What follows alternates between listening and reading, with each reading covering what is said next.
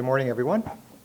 It's certainly a pleasure to be here with you this morning. I want to thank Dr. Horlick and Dr. Benson for their generous invitation. It is a privilege to be in here today.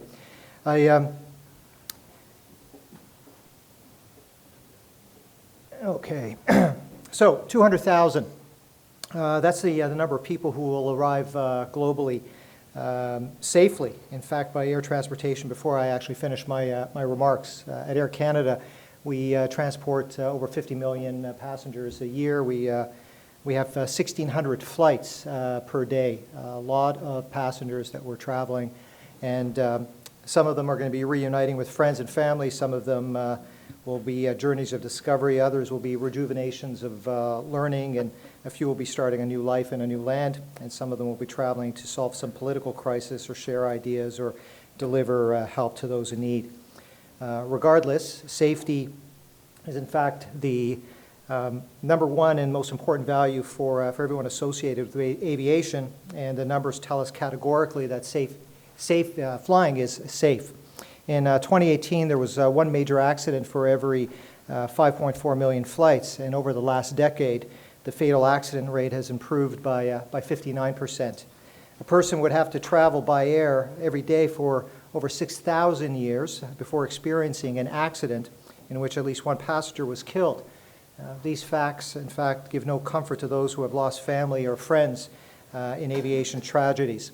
From a global aviation safety perspective, I could tell you that the last half year has been an extraordinarily difficult time for us in aviation, particularly for us at Air Canada operating 737 MAX. That was largely driven by really two extraordinary events. On the 29th of October 2018, a Boeing 737 MAX 8 operated by Lion Air Flight 610 crashed into the Java Sea about 12 minutes after takeoff, killing all 189 passengers and crew. And then on the 10th of March 2019, another Boeing 737 MAX 8 aircraft, which was operated by Ethiopian Airlines, Flight 302, crashed 6 minutes after takeoff from Addis Ababa Airport, and that's killing all 157 people on board. Investigations will ultimately determine the cause and reveal, and the remedy will in fact be found. But both of them, I could tell you, have grabbed the global attention of the media and regulators, and that's understandable. Each fatality is a tragedy, and that, in fact, rededicates everyone involved in aviation industry to our common goal, that for every flight to take off and land safely everywhere in the world. Now, you would have noticed, obviously, that I don't have an MD or similar credentials missing from my bio. And while that is true, I'm not a medical professional. I come to you today with some exposure to the medical field, largely from two fronts. The first, my past 12 years of experience with North York General Hospital, located here in Toronto, having served in many different capacities, and I'm currently the hospital board chair. And second, an experience that was shaped through cooperative work with this gentleman here, Dr. Theodore Grantroff, who's a staff surgeon at St. Michael's Hospital. My team and I worked closely with Theodore a number of years ago in the early development of something referred to now by him and by others as the OR black box, a device that's designed to help collect and analyze intraoperative information to truly facilitate quality improvement and accelerate research opportunities. As many of you are well aware, the operating room is a unique social, technological work environment where surgical successes, in fact, prevail despite pervasive safety threats. Our work with St. Michael's and Dr. Grantroff surrounded the concept of data analysis, and our practice at Air Canada to track and monitor and analyze each Air Canada flight. In 2018, just by numbers as an example, we monitored over 182,000 flights, and we captured 16,000 parameters per second off of our aircraft. That's a tremendous amount of data. Our work with St. Michael's was to assist in the transfer of our technology, our ideas, our concepts, and practices in order that they too could establish what today is a wired operating room and an ideal environment to address training, development, and safety in the medical context. Now, as an industry, it is my view that we share some important attributes with healthcare: high stakes, potentially lethal technology, primary participants who are strong-willed, they're independent and quick, quick to slip into autocratic behavior, work that's done in small, highly interdependent groups with little outside oversight or, in fact, supervision. As I mentioned earlier, during the last 12 years, I've come to learn, and I'll tell you, deeply appreciate the complex issues that are facing healthcare with the high number of employees, your high degree of interdependence, complex technology, and extensive regulation. And given my professional background, I've come to learn that patient safety shares many similarities to what we see in aviation. The major source of risk for patients lies not with individual caregivers, but with the system surrounding those caregivers, the organization, the administration, the design, the resourcing, the technology of healthcare, the reconciliation of goal conflicts, the management of fatigue and the production pressures, the provision and the maintenance of knowledge and skills, the direction of attention in noisy, multitasking environments are all shared and exist in aviation. All these processes are in large part produced, influenced by how care is organized, administered, and technically supported. This is where, in fact, risk to patients brews and grows, and where risk would be most effectively recognized, managed, and contained. Now, my whole career has actually been about practicing safety as a commercial pilot, as a flight instructor, as an accident investigator. Early in my career, and this may seem odd, I didn't often think about what the word safety actually really meant. I was taught 35 years ago, and I believed that things would be safe as long as you follow standard operating procedures, you don't break any rules, you make sure the equipment isn't going to fail, you pay attention to what you're doing, and you don't make any stupid mistakes. When things went wrong, be it the loss of separation of two aircraft or some other accident or incident, we often attributed things merely to not following procedures or loss of situational awareness. We didn't always look deeper and search for the whys. When I was tasked with implementing a safety management system for Air Canada about 10 years ago, I deliberately wanted everyone to start explicitly thinking and speaking about risk management versus safety, and that safety doesn't actually mean zero risk. Now, depending on your perspective, the concept of safety in aviation may have different connotations, such as zero accidents or zero incidents, which is in fact a view that's widely held by the traveling public, or freedom from hazards, or attitudes of employees towards unsafe acts, or error avoidance, or regulatory compliance. But all of them, whatever the connotation, all have one underlying commonality, and that is the possibility of absolute control. Now, zero accidents, freedom from hazards, or so forth convey the idea that it would be possible, either by design or intervention, to bring under control all the variables that can precipitate bad or damaging outcomes. However, while the elimination of accidents or serious incidents and the achievement of absolute control is certainly desirable, I can tell you they're unachievable goals in open and dynamic operational settings. Hazards are integral components of aviation operations. Failures and operational errors are in fact going to occur in aviation in spite of the most accomplished efforts to prevent them. There's no human activity or human-made system that can be guaranteed to absolutely be free from hazards or operational errors. Safety is therefore a concept that has to encompass relatives rather than absolutes. What I mean by that is that the key issue still resides in control, but relative rather than absolute control. As long as the safety risks and the operational errors are kept under a reasonable degree of control, the system as open as dynamic as commercial aviation is in fact considered to be safe. Now, we in aviation share many of the challenges you face in healthcare slightly differently.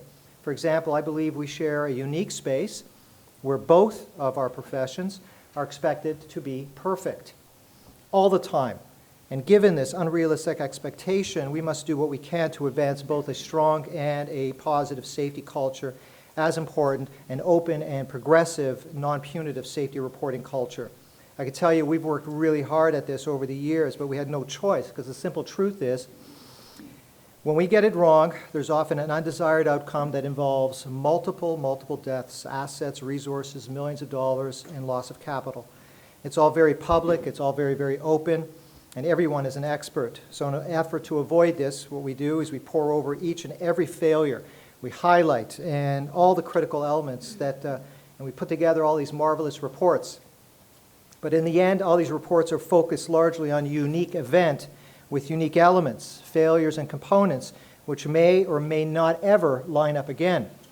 Sure, early aviation accidents were frequent, and so much was learned about the machine and our interface with that machine, but we now have some very complex machines, automated landing systems, warning computers and devices and machines that I could tell you in some cases and on some days are more capable than the crews that fly them. Still, with advancements in training and flight management, as important today as in flying skills, one might argue we still see accidents. So that's all well and good and perhaps a little bit unnerving and unsettling for those of you that flew into this conference. But what does that actually mean for physicians in particular? This powerful emphasis on perfection, both in diagnosis and treatment in healthcare, where physicians and nurses and all medical practitioners are expected to function without error, is an expectation, one would argue, that is translated into the need to be infallible. But how one deals with the notion of infallibility in medicine must change. At its most basic level, we're talking about medical professionals that no longer accept that they are unable to make a mistake, but instead accept that as part of the human condition, we're all able to make an error. To this end, identifying the error, the circumstances, the environment, and providing this information forward really establishes a body of knowledge on both error and error prevention.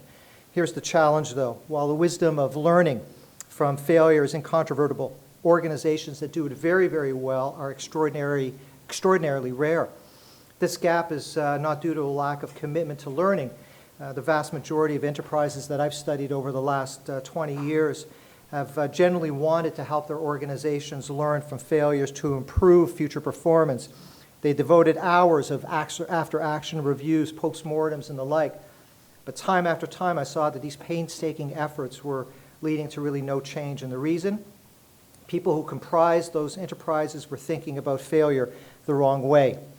Failure and faults are virtually inseparable in most households, organizations, and cultures. Every child learns learns at the beginning at some point that admitting failure means taking the blame.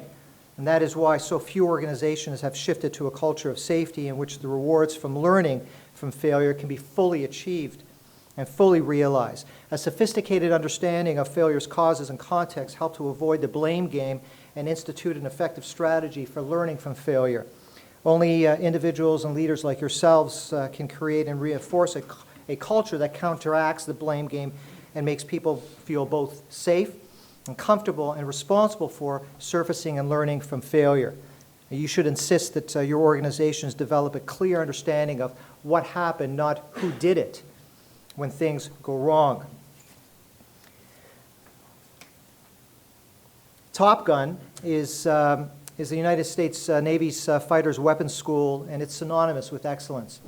It exposes Navy and Marine Corps pilots to the most demanding training scenarios in fighter aviation. It's led by some of the most talented pilots in the world. Top Gun instructors are the very best in naval aviation, and they're handpicked to teach at the legendary school and charged with preparing pilots for combat.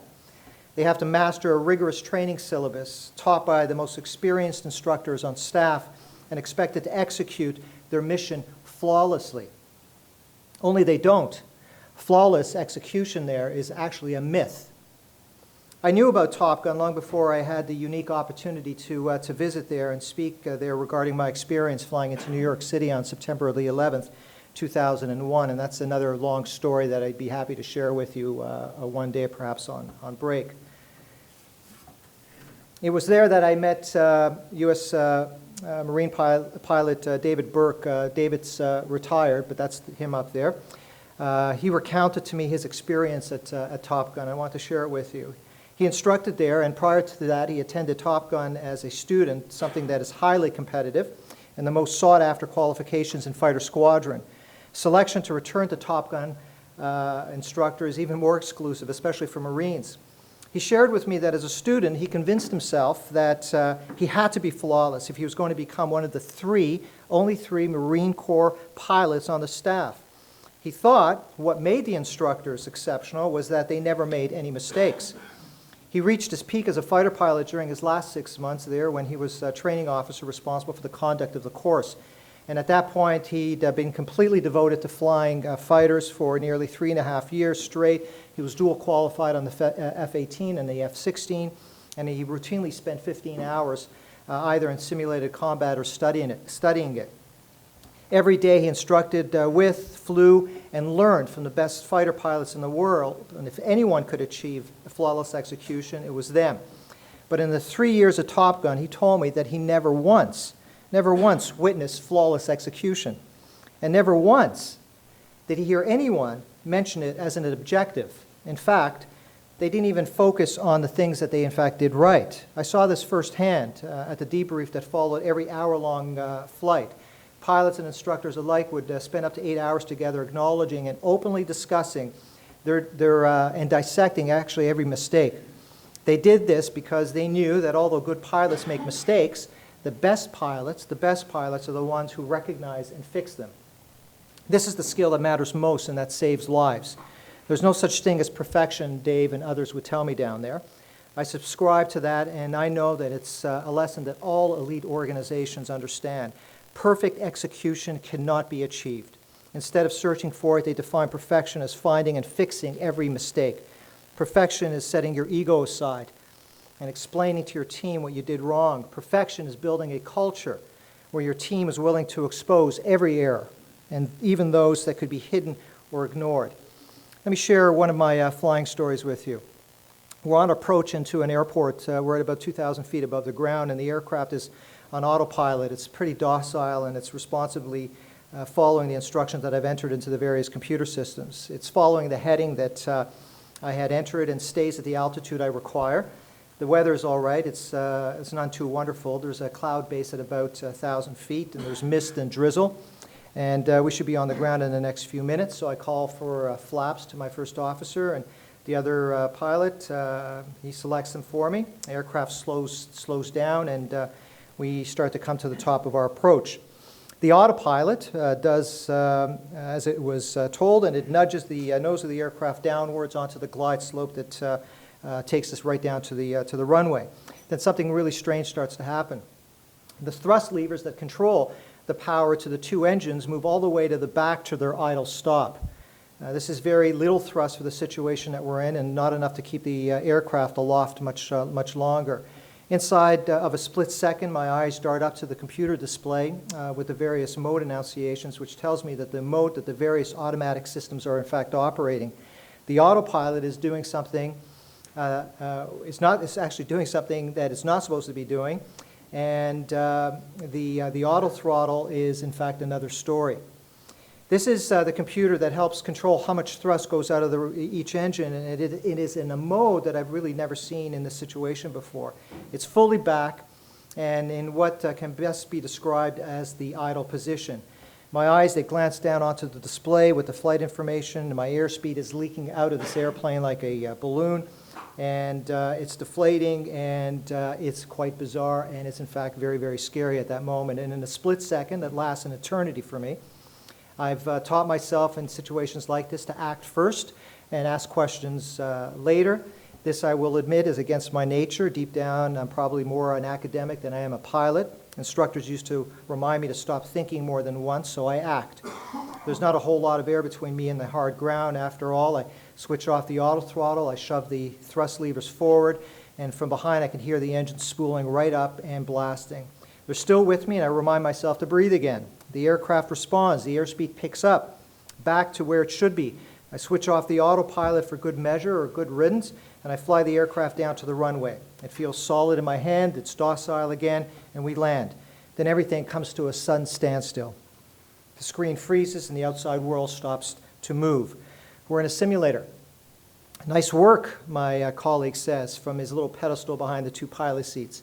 I turn around and I smile at him, knowing that he knows what I know. At that very time, we were helping to investigate an accident on which the scenario was based. A large aircraft had crashed short of the runway because in a 1 of a million chance, the auto throttle was tricked into the wrong mode by some rare indication from the failure of the airplane's altimeter system that tells you how far the aircraft is from the ground.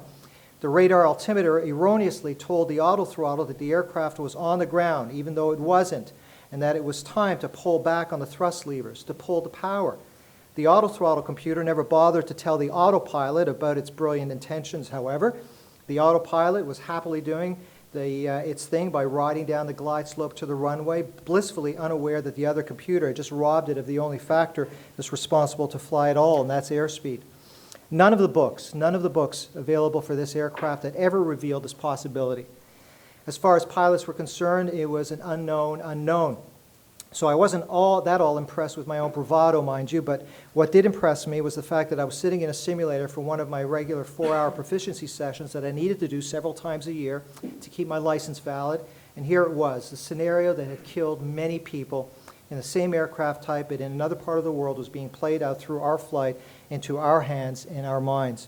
The official accident report wasn't even out yet, but plenty of pilots had realized that this could be really hazardous and decided to do something about it for themselves, their colleagues, and everybody. Yet the accident revealed both the strength and weaknesses of learning from failure in my industry of aviation. Because you see, there had been trouble with the radar altimeter on this kind of aircraft before. After the accident, it turned out that some pilots in the same airline, as well as some other airlines, had sometimes experienced funny things with the radar altimeter. Spurious warnings about proximity to the ground would be triggered, for example, and in some cases, even the autothrottle would go into the wrong mode, but the failures would never happen and would never repeat themselves on the next leg of the trip. They were impossible to recreate on the ground. Engineers had no idea. Pilots did not write it up. Things were not seen as close calls at the time. If an unknown is unknown then, the symptoms of its trouble may go unnoticed and unrecognized. And any symptoms rather, may get rationalized as a necessary, unavoidable noise that's generated by a very complex system. So, hey, we landed without incident, right? No harm, no incident, no close call, no report. No signal is seen among the noise. This is one of the biggest challenges. How do we decide what counts as bad news? What is near enough to become a bad outcome to count as a close call? Social systems are expert at adapting their readings of risk to accommodate the seemingly normal and leave intervention only for the patently hazardous. Norms for what counts as risky gets renegotiated all the time, particularly as operational experience with a particular system, a procedure, or failure mode, or disease accumulates. It is the kind of normalization of deviance. Oh, we've seen that before. It's okay that eventually brings space shuttles down in flames. If it's okay, it's not a close call. It remains unknown as risky to everybody else. It is not strange that underreporting of adverse events in healthcare has been estimated to be between 50 and 96%, even though this assumes a norm that can be agreed to on what constitutes an event relative to which people underreport, and this is tricky. Close call reporting is critical for the creation of a safety culture. Incidents are, in fact, I often tell my team, free lessons that can be used to discover and change unsafe conditions. In wrapping up, I've come to learn that there are many opportunities for safety measures and concepts for my industry to be considered for adoption in healthcare, specifically the need for actions to be proactive and generative rather than solely reactive to adverse events, a focus on systems rather than individuals, and an examination of latent risk factors that may result in adverse events are lessons we can transfer. Naturally, adopting measures from aviation without adapting them for unique healthcare environment would be unwise, but where this has been done in a systematic but flexible way, clear benefits, in fact, can be found. What we have right now, quite frankly, in healthcare are islands, visible islands of excellence in a sea of invisible failures with risk lurking just below the waterline. We need to widen those islands of excellence. We need to connect those islands with more dry land. We need to address those areas of risk. That is going to require transparency. It's going to require data. It's going to require personal storytelling. It's going to require effective use of health IT. In aviation, we've acquired at great cost lessons from the misfortune of others. I remind my team that we must preserve as institutional knowledge and pass on to succeeding generations those lessons. We cannot have the moral failure or forgetting those lessons and have to relearn them. I firmly believe that it behooves all of us involved in healthcare to delivery to have the same urgency of purpose. I want to thank Dr. Herlick and Dr. Benson and the organizers for this event, and thank you very much for your attention.